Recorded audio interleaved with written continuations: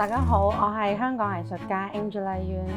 我做嘅光影裝置咧，我好中意用現實物配合佢哋嘅剪影喺牆上面投影出香港唔同年代嘅景象。嗰啲現成物咧，包括有啲舊玩具啦、舊嘅電子零件，一啲充滿住歷史故事嘅物件。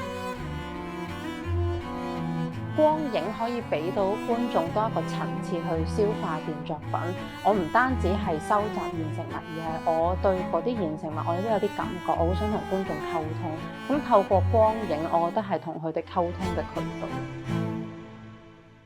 1940年代係我最初構思，係因為嗰陣時喺油麻地上海街，我幫唔同嘅家庭式舊鋪啦，佢哋做咗一啲訪問，咁我發覺佢哋嘅唔同嘅產品、唔同嘅工具咧，其實都好有故事嘅，即係佢唔單止見證住嗰間鋪頭或者嗰個行業嘅變遷。跟住可能嗰陣時點樣填海，嗰個工業發生到啲咩事，甚至可能依家經濟轉型咗啦，佢哋係面對緊啲咩？咁所以我先開始用現成物嘅。幻影呢件作品咧，其實佢嘅靈感係嚟自香港90年代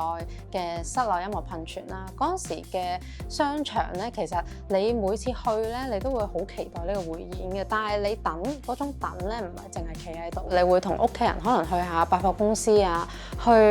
快餐店食個快餐啊。呢一種等待嘅回憶係好有溫度嘅。而因為而家時代變遷，我哋冇一啲咁嘅公共空間，冇一啲咁樣嘅可能性，可以喺度做一個永久嘅室內音樂噴泉。咁我就好想喺2025年嘅今日，嘗試喺一個公共空間做返一個匯演出嚟。喺個匯演開始嘅時候咧，就會有一隻冒險樂園嘅特牌機，因為我覺得其實嗰陣時點解呢一隻蟹會咁受歡迎，成日俾人玩爛，係因為每個小朋友都唔想佢返屋企。咁透過 Nokia 手機殼啦，透過cassette帶，我就會帶領觀眾咧進入呢個子彈升降機，去行入呢個商場。咁喺子彈升降機開門嗰下，你會見到有唔同年代拖喼嘅一啲景象。咁之後再行過去，你就會見到有一啲咩健康康鴨仔瞓低又起翻身，好似一個玩緊機動遊戲咁樣。其實成件事係一個循環嚟嘅。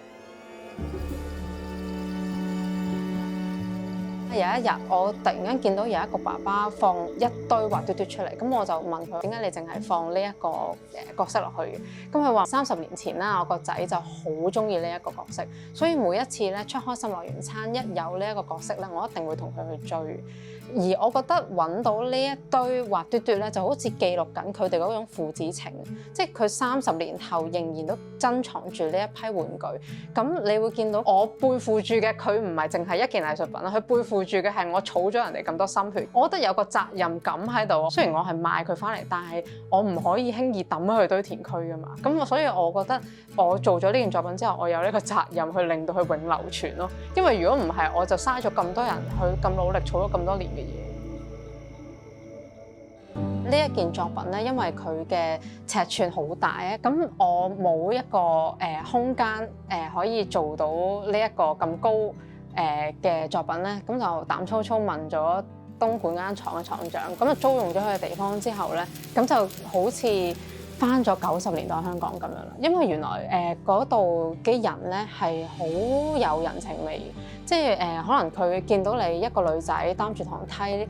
上嚟做一個4米高嘅作品，咁佢哋有陣時見到你唔夠高，又會當件作品係馬騮架去請纓，我幫你裝咗個盞燈啦。咁有陣時見到我可能夜晚2、3點都未走嘅時候，佢又會問使唔使車埋你返去啊？覺得呢3個月喺東莞嘅經歷，其實我只係一個短短嘅相聚，但係其實佢哋已經當咗你係一家人。我感覺到我創作嘅作品，佢嘅背景係90年代香港，而我今次嘅創作過程都好似返去舊陣時嘅香港咁。希望觀眾可能透過呢一個匯演啦，諗下可唔可以喺香港，我哋嘅公共空間有第二種可能性。其實等待流連都係一種好靚嘅嘢嚟。亦都等香港人諗下啊，其實我哋而家個城市開始變得模糊，開始冇自己嘅特色。會唔會我哋需要做一啲行動去保留，定係話我哋一齊見證住佢嘅消失，記錄住都好，就好似幻影咁，佢曾經喺我哋嘅記憶一絲出現過。下面4樓嗰件新嘅作品叫做《城市穿搭指南》，就係講我對於依家嘅城市一啲睇法嘅。咁所以我就做咗呢個利用唔同世界名勝紀念品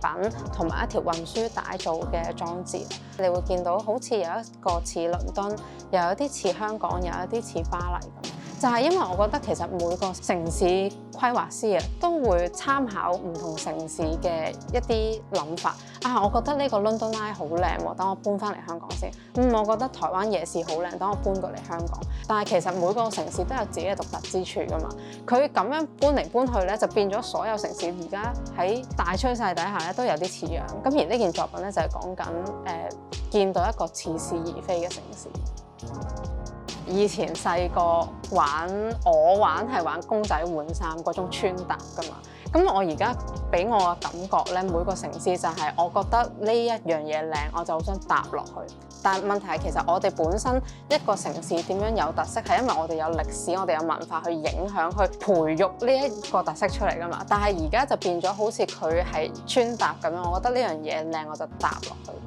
我好想觀眾反思下啊，咁究竟香港嘅特色係啲咩呢？一個城市咧，其實佢不斷發展咧，佢係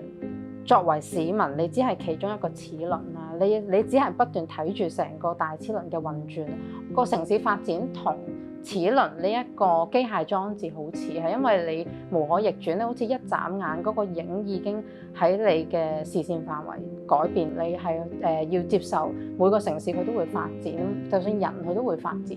咁所以我哋咪一路觀察住佢成個城市運轉佢嘅轉動，而我哋就一直好似城市記錄者咁樣，我想用我嘅藝術去記錄住呢一點一滴嘅改變。